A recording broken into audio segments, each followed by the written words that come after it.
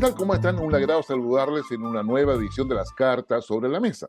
En esta oportunidad de preelectoral, porque el domingo tenemos elecciones de consejeros constituyentes, cosa que vamos a estar hablando, por supuesto, en nuestro programa con un gran invitado, que es Gabriel Alemparte, con el cual vamos a repasar justamente los principales escenarios y, las características que están marcando no solamente esta elección, sino que la labor que va a asumir a contar de junio este Consejo Constitucional. Usted está en las cartas sobre la mesa, un programa de Infogate que en su sexta temporada llega a usted a través de Cable Mundo, desde Valparaíso y Anquihue, TV Mundo, vamos en otras redes de TV Cable, vamos, en las diferentes regiones, también por Telecauquén, en Ñublevisión, Radio Nunguien de Concepción, y por supuesto en otras redes sociales de Twitter, Facebook y YouTube. No se olvide, cuando esté en las redes sociales, darnos un like, eso, como usted bien sabe, nos ayuda. Somos un medio de comunicación independiente, alternativo, sin lugar a dudas, pero que intenta darles una visión estratégica, una visión de análisis respecto a lo que está sucediendo en Chile, en la región y en el mundo. Hoy día, cuando estamos ya iniciando todo esto, estamos en la compañía de Joyería Auros, una joyería que no solamente tiene a su disposición, digamos, lindos diseños de joyas, sino que a su vez también su preocupación es poder entregarle y ofrecerle barritas pequeñas de oro a, instancias o alternativas de inversión para su dinero. Recordemos que estamos en una situación económica, yo diría, compleja. Algunos hablan de recesión. El IMASEC, que es el que mide nuestro crecimiento industrial, finalmente lleva 6 meses que va en negativa. Esta oportunidad no ha sido digamos, distinto. El Fondo Monetario preveía un 1,9, finalmente fue un 2,1 negativo, la caída de nuestro producto. En consecuencia, hay acá un problema que, sin lugar a dudas, debe motivarnos a buscar ahorro, a buscar la mejor inversión, y Joyería Auros le ofrece alternativas para todo ello. Ingrese a Joyería, al sitio web de Joyería Auros y descubra ahí todo lo que se le puede ayudar. Veamos lo internacional. Sin lugar a dudas, lo que está marcando hoy día la agenda y toda esta semana va a ser los drones que atacaron el Kremlin. Y es ahí donde, digamos, llama la atención que justamente Zelensky, cuando se produce este ataque, está camino a Finlandia, está en Finlandia, de hecho, se va a quedar unos días más. Eh, y sucede que Finlandia es el país que a principios de abril ingresó a la OTAN. En consecuencia, como dice Rusia, que los drones es un ataque de Ucrania, y que va a haber una respuesta.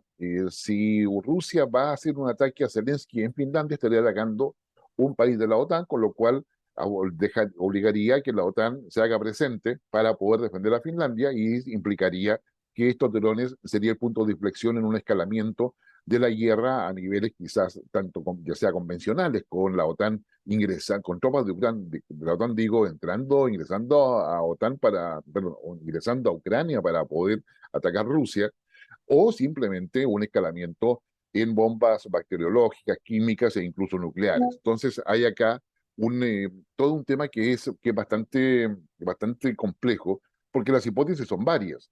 Primero, esos drones no fueron detectados por los sistemas de defensa del Kremlin, digamos, a sabiendas de que hace varios meses atrás esos sistemas de defensa fueron amplificados, fueron, digamos, fortalecidos, y por lo tanto uno debería pensar que si lo vieron en los radares o en los sistemas de detección, se consideró de que no eran una amenaza, es decir, eran drones amigos. Eh, y eso nos estaría diciendo que a lo mejor, como bien dice Zelensky, ellos no, los ucranianos no fueron, sino que fue otra fuerza externa que puede estar en la OTAN, puede estar en Estados Unidos o incluso dentro del propio Rusia, que estaría implicando de que hay una división y hay un grupo que está en contra de Putin o que quiere presionar a Putin para escalar el conflicto. Es decir, las hipótesis que hay a este respecto son variadas, y vamos a tener que mirar primero que Putin esté vivo. Rusia asegura que está ileso. Ah, Probablemente cuando usted ve este programa vamos a saber si Putin ya apareció públicamente, porque el 9 de mayo próximo, el próximo martes, de hecho, corresponde que esté el gran desfile por la victoria en Moscú. El gran desfile de la victoria que recuerda el triunfo de las tropas soviéticas en aquel entonces sobre las fuerzas alemanas, al que define el inicio del término de de la Segunda Guerra Mundial. Y en esa perspectiva, digamos, Putin siempre da un discurso, pero además las Fuerzas Armadas rusas hacen despliegue de todas sus capacidades y muestran lo que tienen. y se esperaba que este 9 de mayo iba a ser particularmente un desfile, porque se requería colocar neutralidad a la contraofensiva ucraniana que iba a llegar que va a llegar en algún instante, según se ha previsto de esa manera. De tal forma de que a nivel internacional entonces tenemos toda una serie de cosas que vamos a estar también, estamos conversando en esta edición de las cartas sobre la mesa.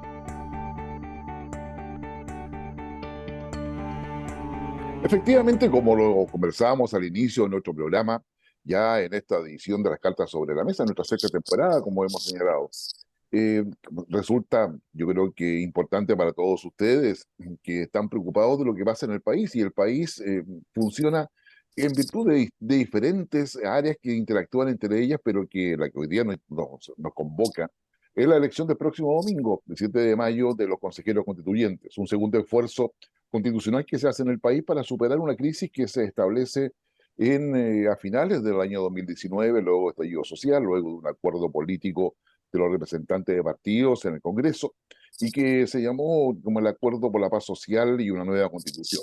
Un proceso que en su primera instancia fracasó con un 62% de rechazo a la propuesta hecha por la entonces denominada Convención Constituyente, y que dejó un escenario bastante paupérrimo para el gobierno, que tuvo que asumir la derrota de ese plebiscito, el fracaso del proceso constituyente, y a su vez, como un gobierno que con poco entusiasmo ha ido acompañando este proceso de un nuevo Consejo Constitucional definido dentro del Congreso y con reglas diferentes a las que conocíamos en el proceso anterior.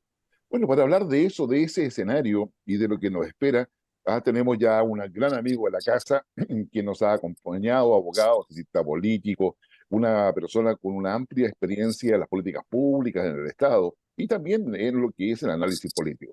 Gabriel Alemparte, muchas gracias por estar con nosotros hoy día acompañado al estilo Sherlock Holmes Mm, con una pipa ahí para poder mirar por abajo qué es lo que sucede en nuestro escenario político. ¿Qué tal, sí, Gabriel? muchas gracias, Guillermo, por la invitación. Me disculpan los presentes, yo suelo fumar pipa hasta ahora, así que voy a estar acompañado de una para hacer el análisis con mucho cariño. Así que les mando un abrazo a todos y a todas, porque la verdad es que nos siguen mucho. Mucha gente me comenta las entrevistas con Guillermo, a quien admiro mucho como cientista político y como colega en esa área. ¿Ah? Exactamente, y bueno, ya son bastante tiempo y que nos ha tocado Mm. interactuar en diferentes áreas, y también como nos convoca la preocupación por lo que pasa en el país. Gabriel, ¿cómo tú definirías a ver, digamos, no el escenario, pero primero quisiera preguntarte, ¿por qué deberíamos ir a votar el día domingo? Porque todos dicen que hay poco interés, esto según la encuesta, según mi parecer, no es tan así, pero claramente, ¿cuál es la razón principal por la cual nosotros deberíamos estar presentes en esta elección de consejeros constituyentes? A ver, mira, sin duda, Guillermo, hay poco ánimo, ¿no? Yo creo que hoy día las preocupaciones principales de las personas son la seguridad, son el crecimiento económico y las dificultades que estamos teniendo en la economía y el empleo, ¿no? El costo de la vida. Sin perjuicio de eso, hay 11 millones de preguntas ya en el sitio del CERVEL preguntando los lugares de votación, por lo tanto uno podría anticipar una votación importante, además entendiendo, y esto la gente tiene que tenerlo claro, que la votación del día domingo, la elección del día domingo es una elección de carácter obligatorio, por lo tanto hay que concurrir a votar.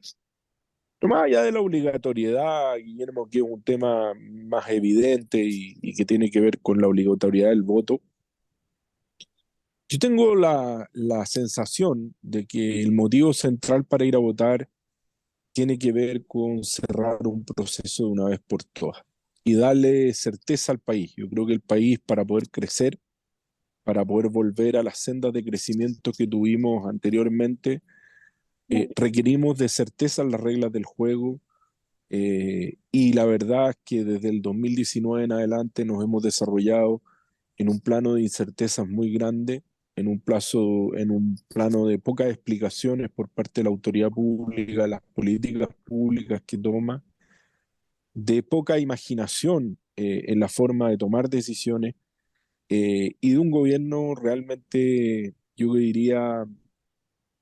me atrevería a decir el más malo desde el retorno a la democracia en todos términos, ¿no? Uno toma cualquier índice y puede observar que es un gobierno bastante paupérrimo en el ejercicio de la administración del Estado. Dicho eso, creo que tenemos una oportunidad única y aquí yo llamo a la reflexión de quienes nos están escuchando y viendo. Tenemos una oportunidad única de cerrar el tema constitucional de una vez por todas. Después de 50 años de 1973, una fecha que divide todavía a los chilenos, en el 2023 tenemos la oportunidad de cerrar el proceso constitucional, de cerrar las disputas que ha habido en torno a la Constitución y a su legitimidad o ilegitimidad, dependiendo de donde se mire.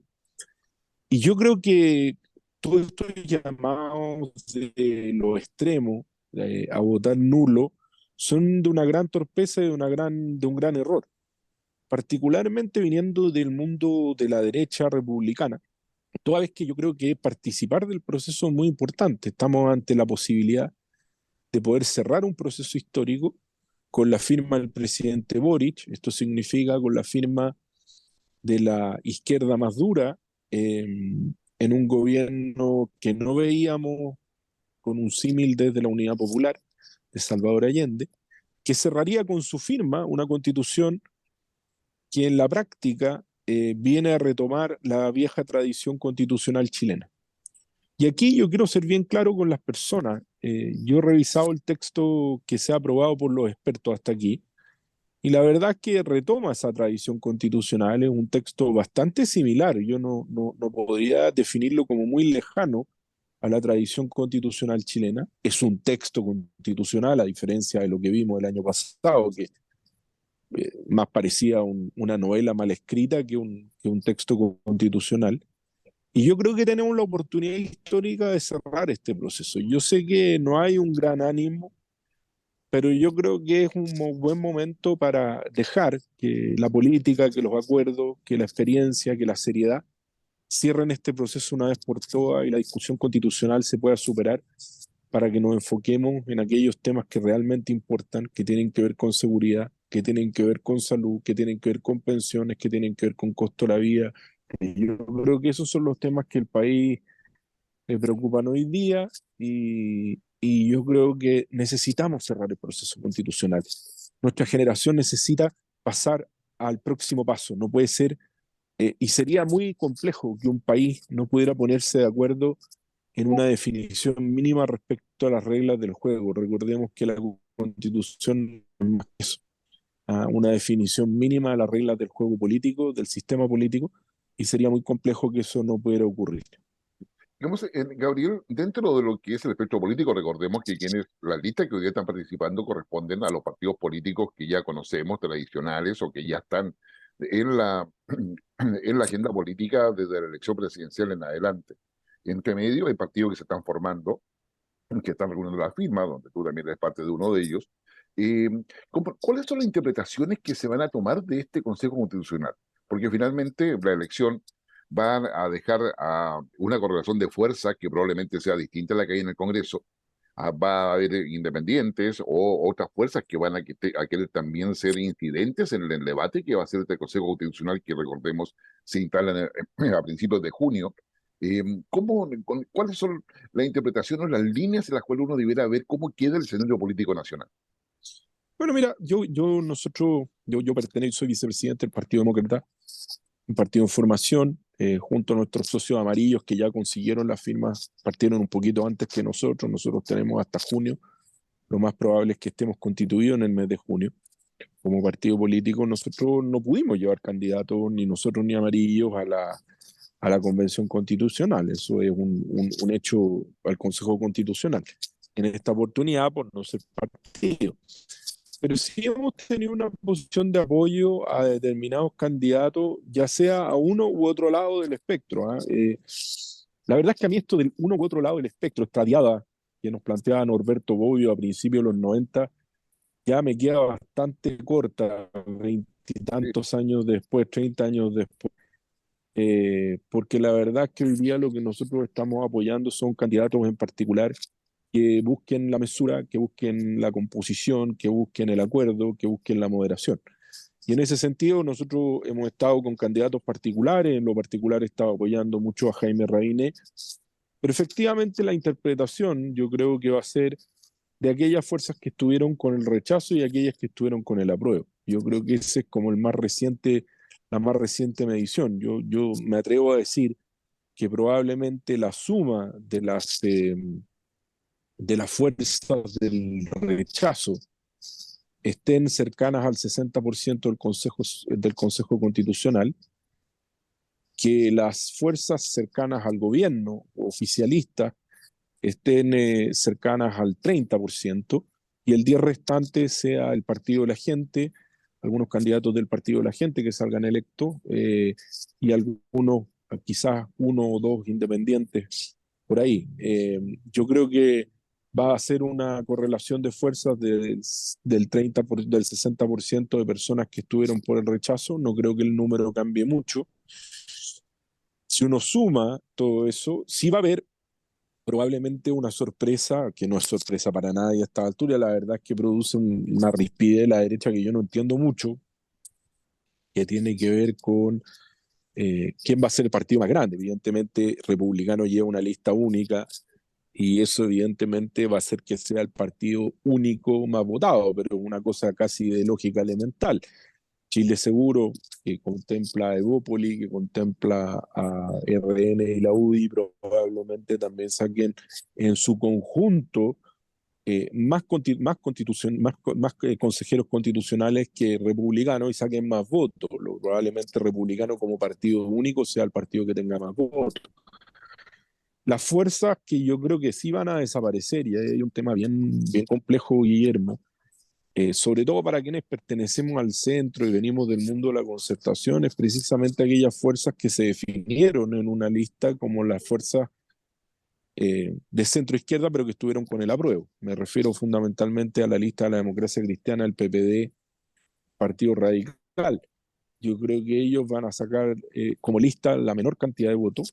Yo creo, me atrevo a decir que van a elegir pocos constituyentes y eso va a demostrar precisamente que esas tiendas se giraron hacia la izquierda en un apoyo al gobierno del presidente Boric y que obviamente la gente del centro va a cobrar votando a gente que tiene posiciones más moderadas y por lo tanto el centro se va a tender a reconfigurar entendiendo además que el centro representado por demócratas, por amarillo, por otros partidos en formación, no está representado en esta vuelta. Entonces eso también implica una cifra negra que no conocemos bien de dónde sale.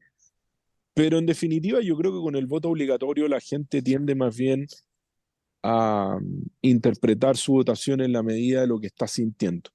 Y es evidente que un gobierno que en enero indultó 13 criminales, que ha tenido poca respuesta con su coalición política respecto a los temas de seguridad, evidente que va a terminar cobrándose en su lista. Mi sensación en eso, Guillermo, es que yo creo que esto igual, aunque el gobierno haya hecho todo lo posible por no convertirlo en un nuevo plebiscito, va a ser un nuevo plebiscito. Necesariamente cualquier elección es una elección que determina el apoyo a un gobierno y probablemente nos mantengamos en el 60-30 que estamos viendo en la encuesta, 60% de rechazo, 30% de aprobación al presidente, y yo creo que nos vamos a mantener en esos números. No creo que cambie mucho el escenario. Fíjate que no tiendo a creer en grandes sorpresas el día domingo, salvo que votara poca gente, cosa que no creo que suceda y probablemente tengamos una elección bastante en el sentido de lo que digo, con algunos puntos oscuros donde no vamos a saber bien qué ocurre con el centro, pero básicamente yo creo que ese es el análisis ahora de la elección. Para ti en este minuto, según te entiendo bien, con todo y comparto lo que tú estás señalando, no habría ninguna fuerza que tuviese el dominio, que consiguiese, ¿cómo se dice? Los tres quintos que se requiere para dominar el Consejo Constituyente. Recordemos que se eligen 50 escaños. Hay una fórmula ahí que se introdujo en una rápida, en una rápida ley que se aprueba para poder asegurar la paridad, que Ujú. genera, yo diría, un ruido no menor en términos de la representatividad, porque efectivamente alguien puede ganar digamos, en una de las jurisdicciones, digamos, pero puede perder en virtud del criterio de paridad, que es una fórmula Así es. bastante compleja. Así es, pero la paridad tiende a corregirse a nivel nacional. Ujú. Eh, entonces, al corregirse a nivel nacional, tiende a afectar más bien a las regiones pequeñas que a las regiones grandes. Más bien la corrección debiese ser en aquellas regiones donde vota menos gente que aquellas donde vota más gente, ¿no? Ya, ya, a ver, En ese sentido, probablemente la paridad no afecte tanto, por ejemplo, a regiones como la región metropolitana, la Quinta y la de Antofagasta, por poner un ejemplo, pero sí afecte más a regiones como Aysén o Punta Arenas. de acuerdo. Ya, digamos, ya resolviendo eso, digamos, llegamos al día domingo, entonces vamos a tener en la práctica una primera interpretación respecto a cuánta derrota tiene el gobierno en la práctica, porque yo coincido contigo, se quiere o no se quiere al gobierno, aunque incluso al omitirse está facilitando la idea de que la derrota va a ser para ellos, de alguna manera. Por no jugarse con un proceso constituyente, claramente el resultado neto va a ser de derrota para ellos. Digamos, si se dan todas las predicciones que tú has señalado y otras que se han dado a conocer. Pero también nos deja con la forma en que se va a discutir. La comisión experta va a entregar un texto que ha estado sometido en las últimas semanas a una cantidad de enmiendas e indicaciones, de Sí. que son más de 900, y todo parece indicar que esto va a generar un conflicto en el Consejo Constituyente, porque finalmente a eso habrá que agregar toda la presión externa que se va a producir, ya sea en las calles, en los medios de comunicación, por generar esto un ambiente de polarización al interior del Consejo y donde claramente hay una intención de volver a instalar las ideas refundacionales que ya estuvieron presentes en la convención anterior. ¿Cómo lo ves tú? Mira, yo creo que eh, yo creo que los números van a ser más o menos similares a lo que hemos visto en las encuestas semana a semana. ¿Ya? Creo que en cualquier elección se mide al gobierno de turno, eso tú, Guillermo, lo sabes muy bien, en cualquier país del mundo, una elección municipal, una elección parlamentaria, obviamente determina las fuerzas que tiene de apoyo un gobierno. Este no es la excepción, no creo que sea la excepción, basta solamente ver cómo se han anticipado algunos líderes, particularmente la exconcertación, tratando de ponerse una suerte de parche ante la herida, diciendo, bueno, la magnitud de la derrota es lo que no conocemos, pero va a haber una derrota. El gobierno también ha querido mantener un muy bajo perfil, ha mantenido además una muy baja gasto de casi 5 millones de pesos en publicidad, lo que es muy bajo comparándolo con el plebiscito de salida del anterior proceso. Por lo tanto, claramente estamos en una situación muy diferente. Pero dicho eso, efectivamente, tú haces un buen punto. Yo creo que hay un primer texto aprobado por el Consejo de Expertos. Yo tuve la oportunidad de leerlo, de analizarlo. Es un buen texto, es un texto bastante razonable. Creo que tiene puntos que llegan a acuerdos básicos muy interesantes. Eh, pero efectivamente, las últimas semanas se han ido poniendo sobre la mesa las diferencias en una serie eh, de reposición de ciertas indicaciones para poder introducir aquellos temas que efectivamente habían sido desechados en el proceso anterior. Yo creo que también la mayor cantidad de votos o de consejeros republicanos que haya, y también dependiendo de los perfiles, yo aquí no quiero hacer estereotipos, porque también hay gente muy dialogante en todos los lugares, pero si somos capaces de elegir personas dialogantes y poder llegar a un buen acuerdo rápido respecto y no polarizar este tema. Si este tema se polariza, Guillermo, yo creo que tiene mal diagnóstico porque la gente está con la paciencia muy corta respecto a este tema. Por lo tanto, si esto se convierte nuevamente en una discusión como la que tuvimos el año pasado, eh, de magnitud donde estaba mucho en juego, probablemente el texto pueda ser rechazado nuevamente. Y eso sería, yo creo, yo no quiero calificarlo, no quiero ponerle calificativo, pero sin duda sería un momento complejo para el país, porque creo que demostraría algo muy difícil, que es que no fuimos capaces de ponernos de acuerdo en las reglas del juego, eh, Bueno, y en efecto tampoco significaría nada tampoco tan grave desde el punto de vista político. Regiría la constitución que se encuentra vigente y bueno, habrá que ajustarla de acuerdo a lo que corresponda en el Congreso para volver a sistematizarla y probablemente darla por la constitución que nos regirá en los próximos años. Yo creo que si aquí el camino es polarizar, probablemente lo que se apruebe no logre grandes acuerdos. Eh, y la verdad que si hay sectores que uno ve que quieren polarizar esto, buscan ese camino, la verdad es que yo creo que el resultado puede ser muy negativo. Por lo tanto, aquí lo que uno debiese esperar o debiese tender a elegir, esta es una opinión personal, es a personas que tiendan más bien a llegar a acuerdos rápidos y poder aprobar un texto minimalista que nos permita tener una constitución en la línea de la tradición constitucional. Si tú me preguntaras a mí, yo prácticamente aprobaría el texto que hoy día está aprobado por los expertos. No le metería mayores indicaciones. Creo que es un muy buen texto, creo que además ha habido un trabajo muy serio de los expertos, muy silencioso, muy serio, muy trabajado. Y eso alegra. Ojalá el Consejo tome esa decisión y tengamos un proceso muy distinto al anterior que nos permita cerrar este tema de una vez por todas.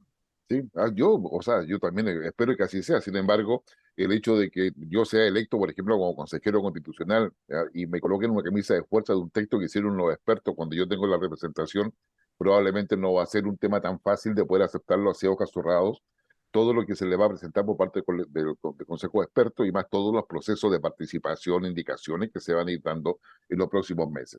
Pero aparte de eso, Camus, te quiero preguntar cómo ves tú el rol del gobierno, porque como tú bien decías, también lo señalaba yo, el rol del gobierno en todo este segundo proceso ha sido de omitirse del proceso, omitirse para no ser responsable de lo que suceda, por una parte, o para no sentirse obligado a apoyar lo que significa o lo que estaba detrás del 60% que rechazó la propuesta anterior.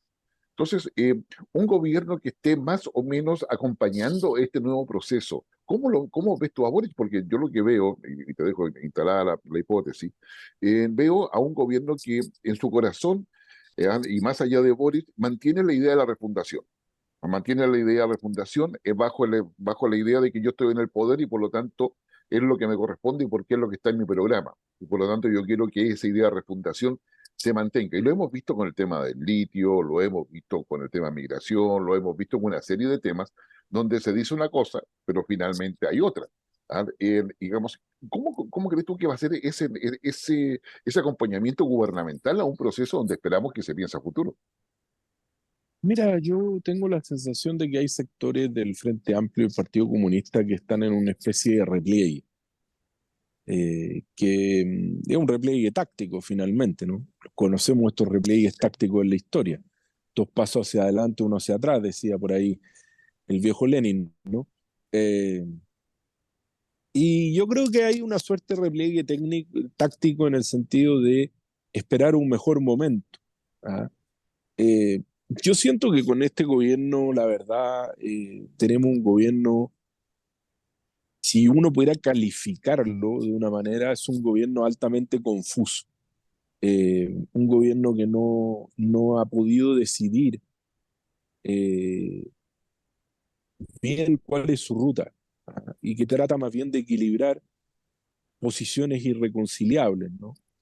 Eh, lo vimos en la paupérrima, yo diría, mínima y torpe eh, propuesta de la Estrategia Nacional del Litio, donde en 14 páginas prácticamente no se describe ningún dato objetivo respecto de cómo se va a hacer lo que se dice que se va a hacer. Esperamos la estrategia del litio, lo digo en lo personal, durante meses, y lo único que recibimos fue un brochure de 14 páginas donde se nos dice cosas generales como la asociación público-privada, como una mayor participación del Estado a través de Codelco y Enami, que hemos visto que Codelco tiene una caída en sus excedentes del 75%, Nami, unas pérdidas de más de 200 millones de dólares en los últimos 10 años. No se entiende bien cuándo va a haber utilidades y se confunde utilidades con capital, porque en definitiva, ¿quién va a querer invertir en un capital de exploración con todos los riesgos que tiene cuando tu socio va a llevarse la mayoría de lo que tú explotes?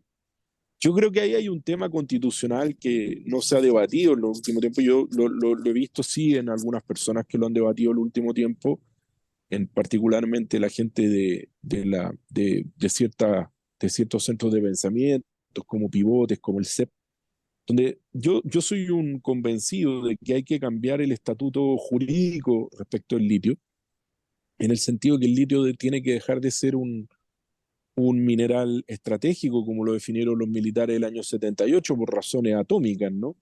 Porque el litio servía para las bombas atómicas en un contexto de Guerra Fría, y tenemos que pasar a un sistema de concesibilidad del litio, igual como se hace con el cobre. Si no, yo creo que ya vamos muy tarde respecto del litio, nos hemos demorado mucho en tomar decisiones y nos vamos a quedar absolutamente fuera de la racha del litio. Hoy día nuevamente el gasto fiscal vuelve a subir, y lo que sigue sosteniendo eh, el gasto fiscal son los ingresos por pertenencias mineras, arriendo de pertenencias mineras, que tiene que ver con el litio fundamentalmente. Entonces, creo que en todas las materias este ha sido un gobierno dubitativo, confuso, a rato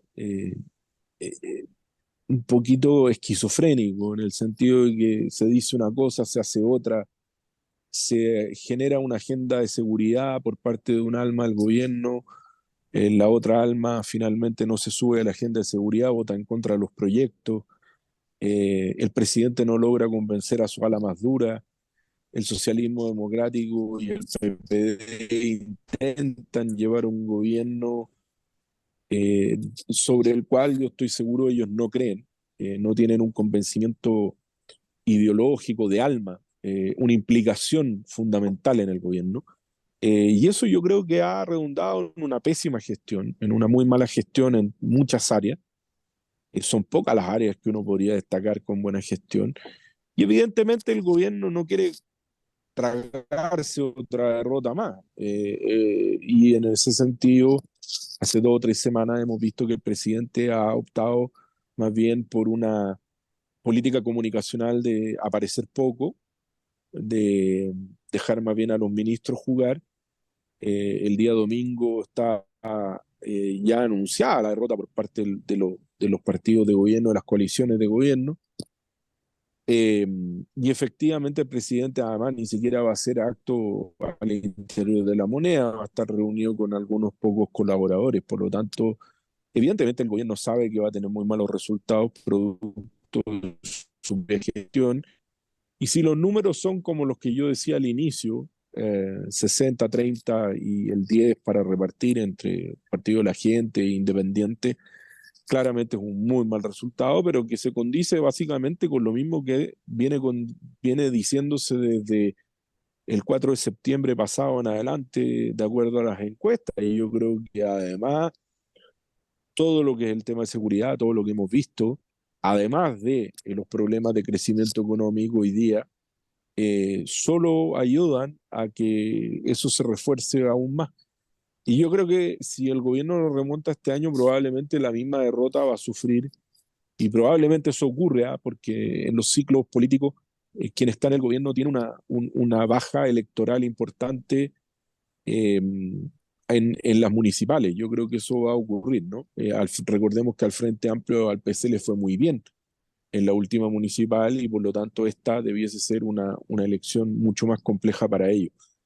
En ese sentido, yo creo que el gobierno no quiere tragarse nuevamente una derrota y está tratando de influir lo menos posible. Ahora, si el gobierno pretende influir de un ánimo refundacional en el proceso constituyente, la verdad, y con poca influencia y con pocos consejeros, sencillamente yo creo que vamos a ver el destino nos podría llevar nuevamente a un rechazo del proceso constituyente y al hastío de las personas respecto a este tema.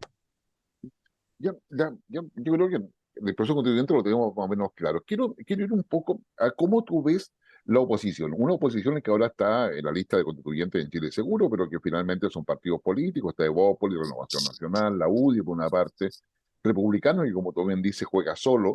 El Partido de la Gente, que está ahí, yo creo que es una suerte de burbuja o entre paréntesis, como uno lo quiere mirar. Pero además, luego vamos a tener los partidos en formación que van a entrar y cuyos socios, yo ya no sé si naturales, pero digamos lógicos, estarían dentro de ese espectro. ¿Cómo ves tú la oposición hoy día? Porque finalmente van a salir heridos, digamos, a lo que es la UDI, de RN, Evópolis. Si el Partido Republicano saca mayor cantidad de votos, claramente, digamos, uno se va a presidencializar todo el ambiente político alrededor del Consejo Constitucional. Y también van a entrar las pugnas internas que no son menores al interior de cada uno de esos partidos. ¿Cómo ves tú, digamos, el futuro? Porque tú estás en la idea de poder fortalecer el centro, pero un centro que parece difícil de definir con las pugnas internas que hay en la oposición actualmente. Sí, mira, no es fácil definirlo ex ante, ¿no? ¿Ya?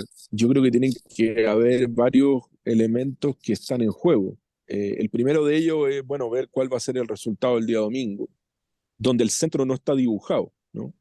Si uno pudiera interpretar esta fuerza de semicentro que ha tratado de dibujarse, sobre todo en el PPD, a través de su presidenta Natalia Piergentili, eh, y de cierta parte la democracia cristiana, la verdad es que es poco creíble, porque ellos fueron cara visible del apruebo al texto constitucional pasado.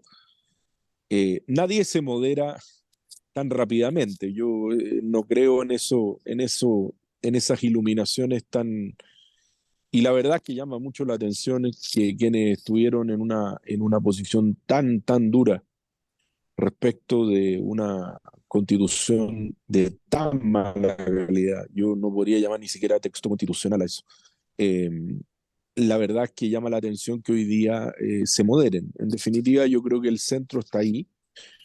Yo creo que es mucha gente que hoy día no tiene especial mirada de votación.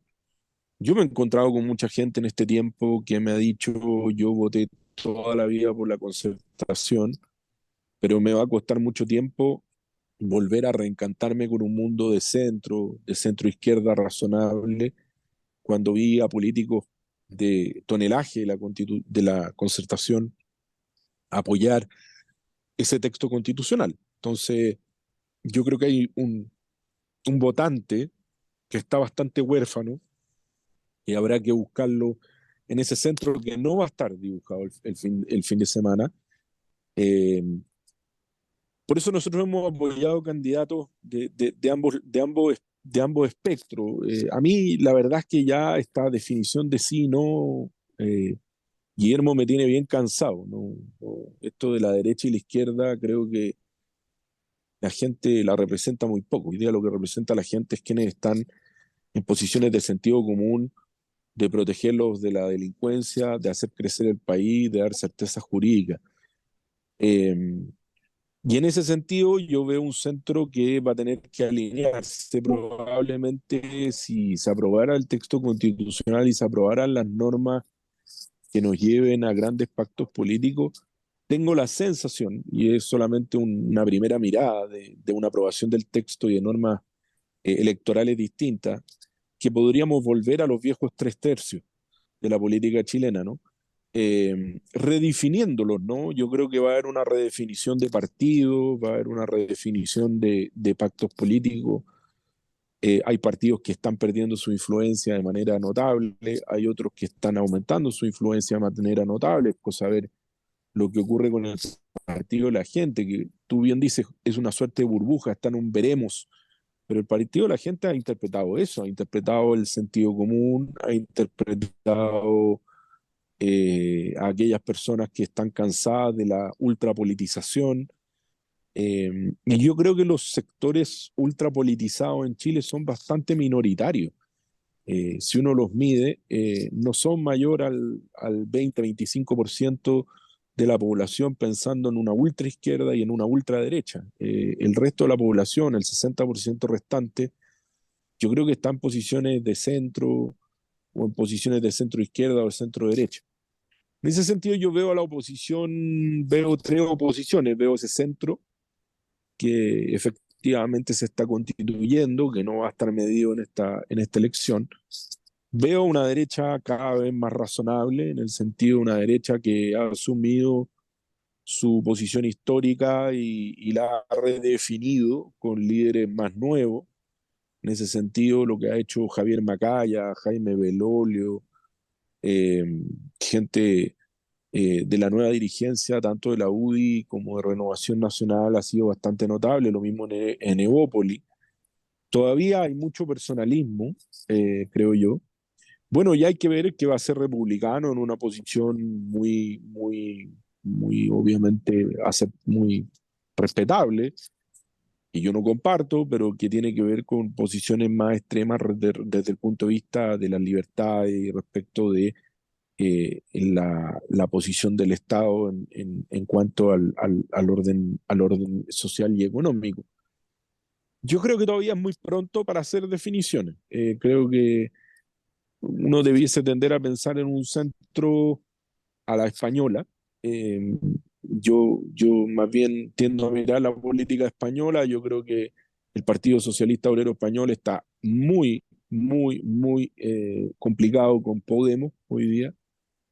Al ánimo que hay dirigentes de Podemos, de Partido Socialista Obrero Español, que todo el mundo dio por muerto, pero que finalmente fue al gobierno, que han dicho que la relación con Podemos es absolutamente intolerable, y así se ve cuando los ministros de Podemos hablan al interior del gobierno, en un sistema parlamentario, por cierto, de una suerte de intolerancia o de falta ya total de tolerancia de ser socios del Partido Socialista Obrero Español, que siempre ha tenido posiciones más bien socialdemócratas, ¿no? Eh, y que tuvo un movimiento hacia la izquierda para tratar de contener el crecimiento de Podemos. Podemos también se ha reducido de una manera importante.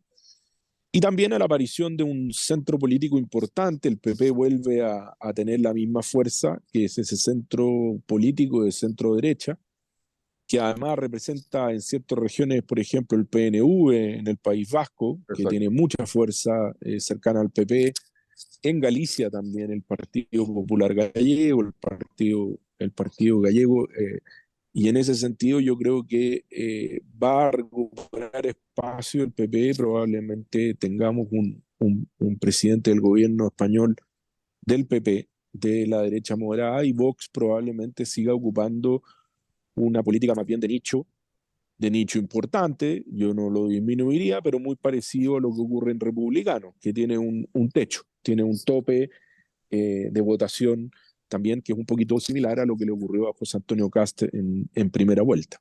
Exactamente. Y a ver, quiero aprovechar tu paso por España para preguntarte por Macron.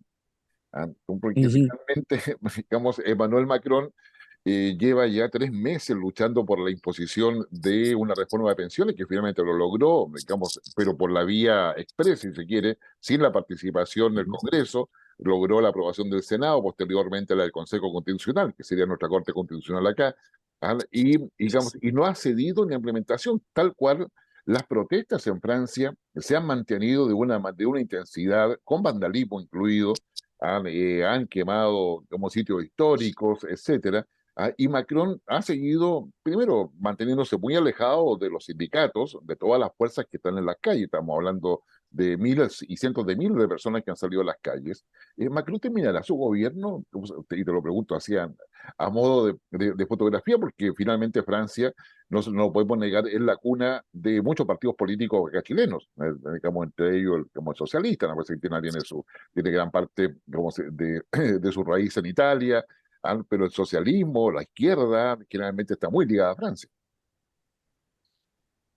A ver, analicemos el escenario político francés. Yo creo que Macron es a lo que aspiramos en el centro político chileno. eh, a un centro político moderno que se desprende de la sobreideologización de la izquierda, que es capaz de montar un centro político interesante y que recordemos solamente la elección presidencial hace unos meses, Guillermo. El presidente Macron fue electo con una altísima votación en segunda vuelta, eh, con un partido socialista que no pasó a segunda vuelta y que tuvo un desempeño paupérrimo. Anne Hidalgo obtuvo el 2%, incluso menos de lo que obtuvo el candidato socialista Hamón el año, hace 5 años atrás. Eh, si ya el Partido Socialista venía a la baja con un 5% el año 2017, si no mal recuerdo, el 2022 fue mucho más paupérrimo, con una mujer además como Anne Hidalgo, que es ni más ni menos que la alcaldesa de París. Eh, yo creo que Macron va a terminar su gobierno con tranquilidad. No veo y esto se define sinceramente porque creo que cuando se produjo la censura a la primera ministra, eh, al momento de aprobarse la reforma de pensiones, que recordemos se aprueba en la Asamblea Nacional, se rechaza en la Asamblea Nacional y se aprueba por la vía del artículo 38, si no mal no recuerdo, de la Constitución francesa, que permite que el presidente promulgue con el voto del Senado y el apoyo del Consejo Constitucional, eh, la, la, la, lo que uno podría decir es que la censura a la primera ministra fue rechazada ampliamente en la Asamblea Nacional con los votos de En Marche, el partido del presidente Macron. Yo creo que el presidente Macron está llevando adelante una reforma de pensiones muy audaz, pero necesaria en Francia. Hay que mirar con harta atención lo que va a ocurrir en estos días con Uruguay también, Así es. donde el presidente Lacalle Pou también está haciendo una reforma bastante similar con el aumento de la edad de jubilación. Recordemos que ambos son países con una tasa eh, de edad de las personas que ha ido aumentando y por lo tanto la edad demográfica ha ido aumentando y eso obviamente incide en el sistema de pensiones. Ahora yo creo que el presidente Macron ha sido extremadamente valiente en esta oportunidad, no ha dado su brazo a torcer y los grupos que han obviamente incitado a la violencia son los grupos de siempre. Pero Macron ya ha tenido, en su primera presidencia tuvo una tarea dura, ardua. Yo creo que los desafíos del presidente Macron hoy día están más bien en la política exterior, como en todo presidente de Francia después de un segundo periodo. Probablemente se juegue por la paz en Ucrania y por distintas posiciones. Y yo creo que va a pasar bien a la historia. No veo un término abrupto del gobierno, del macronismo, digamos. Sí. Oye, Lo que sí veo es que tal vez no haya una sucesión de Macron tan clara. Más bien el líder, eh, y ahí habrá que ver, bueno, todavía falta mucho para saber quién podrá ser el sucesor de un personaje y de un presidente exitoso como Emmanuel Macron. sí, no, sin duda. Bueno, Emmanuel Macron con con su nuevo partido en marcha finalmente dejó vacío los partidos tradicionales en la práctica. Así es, No, así es, ya así concreto. es. Oye, última pregunta, porque nos queda poco tiempo.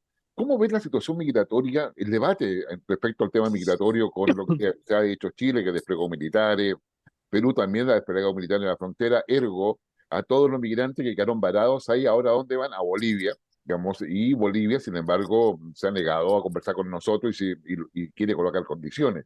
¿Ah? Pero sin embargo, el tema migratorio tiene que ver no solamente con Perú, tiene que ver con Ecuador, con Colombia y por supuesto con Venezuela. ¿Cómo ves tú ahí la situación? Porque yo creo que es un gran desafío para nuestro canciller, digamos, que se está debutando con esto, Alberto Van Claveren, pero también es un gran problema para el propio gobierno, porque se puede transformar en una situación bastante inmanejable y probablemente que puede estar escalando hacia otro escenario. A ver, yo creo que el gobierno, Guillermo, ha tomado conciencia muy tarde que el problema migratorio finalmente es un problema de seguridad nacional. Sí, Nosotros, en el Partido Demócrata, lo planteamos ya hace varios meses con una reforma constitucional que desplegaba a los militares en la zona de frontera de manera permanente. Dicha reforma constitucional en su momento fue llevada al Congreso, tuvo que entrar precisamente en el debate del planteamiento del gobierno, que fue el tema de la infraestructura crítica en particular, y además con todo lo que significó la negociación de las reglas de uso de fuerza que quedaron negociadas en el mes de febrero para que en abril se pudieran debatir. Luego vino todo el tema de la ley Naín, ahí se incluyó algo de las reglas de uso de fuerza y ahora queda pendiente una parte importante que claramente yo creo que va a quedar para después de las elecciones por la algidez que tiene ese debate.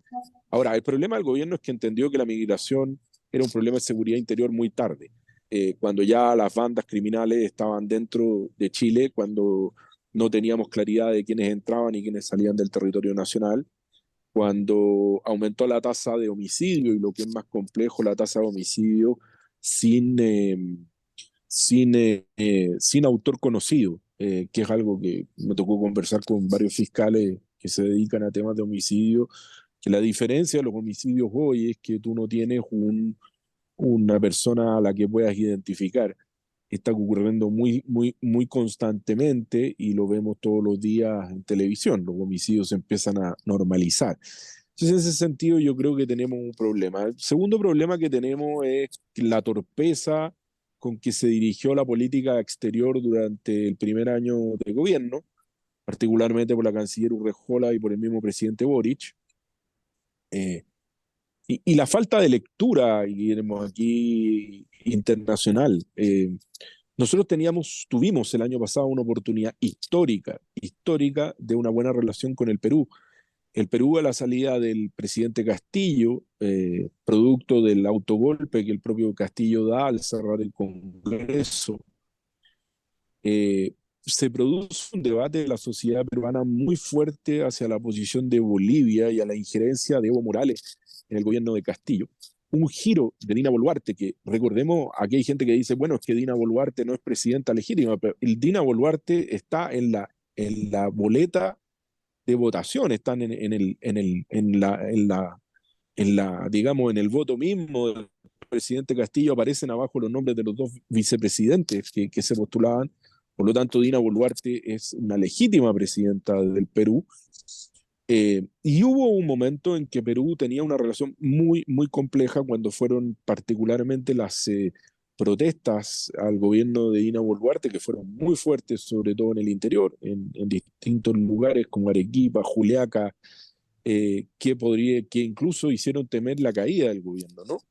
En ese momento el Perú declaró persona non grata a Evo Morales, eh, tuvo una posición muy fuerte hacia el gobierno de Bolivia, y el presidente de Chile, el presidente Boric, quien conduce las relaciones internacionales, se enfrascó en un cuestionamiento hacia la presidenta Boluarte muy torpe. Incluso por ahí quiso hacer una videoconferencia, recuerdo, con el presidente de México, con el presidente de Colombia, a efectos de discutir el asunto del Perú, eh, desaprovechando, creo yo, una oportunidad histórica de haber tenido una relación para poder desahogar el problema migratorio a través del Perú. Además de eso hay que sumar que era un país que permitía la reconducción de los migrantes, a diferencia de Bolivia, que solo permite la reconducción de nacionales bolivianos.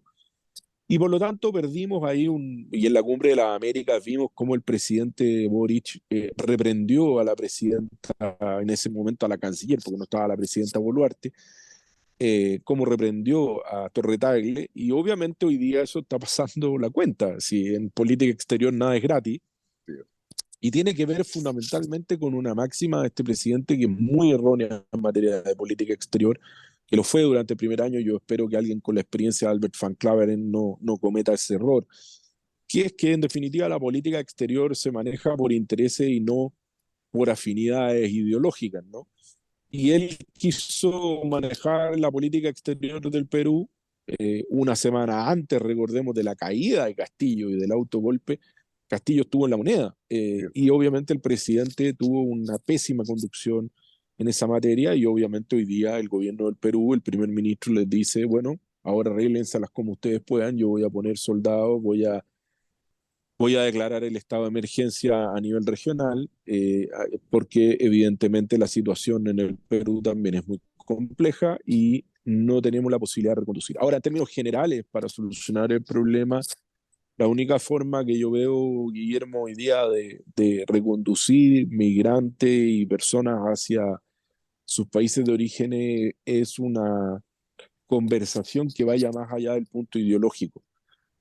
Una unión de los países, particularmente del Perú, de Bolivia, de Colombia, de Ecuador, respecto a la situación migratoria, de particularmente los venezolanos. Recordemos que la gran diáspora es venezolana, y la verdad es que veo poca posibilidad porque América del Sur dejó de hablar como un solo continente, lamentablemente, y empezó a hablar con estos foros más bien de afinidades políticas, ya sea la Alianza del Pacífico, una mirada más de centro derecha, podría decir uno, y por el otro lado la CELAC o el grupo de Puebla, en su momento también, con una mirada de izquierda más radical. Entonces, sin duda aquí va a haber que tener alguna interlocución. Probablemente Estados Unidos también tendrá que jugar un rol importante. A Estados Unidos más bien le conviene que la migración venga hacia el sur que vaya hacia el norte.